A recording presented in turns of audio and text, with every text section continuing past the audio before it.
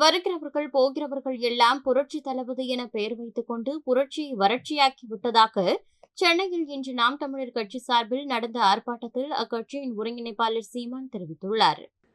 எத்தனை புரட்சி பெண்கள் இந்த நிலத்தில, அதுக்கெல்லாம் அந்த பேரை வைக்கிறது இல்லை. இந்த புரட்சிங்கிற சொல்ல இவர்களால் தான் இழிவாய் போனதை அன்பு மக்களை. வர்றவன்லாம் புரட்சி தெரு, புரட்சி நடிகன், புரட்சி தளபதி, புரட்சி கிரட்சின்னு போட்டு புரட்சி வறட்சி சொல்லாம ஆயிட்டு.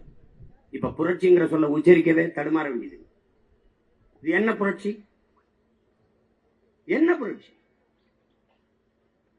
அப்படி ஏதாவது உருவாக்கி இருக்கா இந்த நாடு? பெண்கள் தங்களை தாங்களை தற்காத்துக் கொள்வதற்கு பொருளாதார மேம்பாட்டு திட்டங்கள் ஏதாவது அறிவிச்சிருக்கா? தங்களை தாங்களை சார்ந்து வாழ்கிற தற்சார்பு பொருளாதார திட்டத்தை ஏதாவது அறிவிச்சிருக்கா? இல்ல. 1000 ரூபாய், ஏன் 1000? இளைய தலைமுறை பிள்ளைகளை தன் பக்கம் திருப்ப முடியல. கோட்பாடு செத்து போனது, தத்துவம் செத்து போனது, திராவிடம் தீந்து போயிட்டு.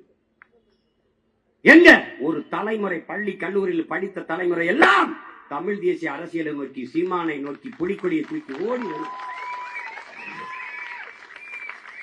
35 லட்சம் 36 லட்சம் வாக்கா, அதுல குறைஞ்சது 30 லட்சம் வாக்கு இளைய தலைமுறை பிள்ளைகளின் வாக்கு என்பதை உங்களுக்கு மேசையில் இருக்கிற சர்வே புள்ளி விவரம் சொல்லு.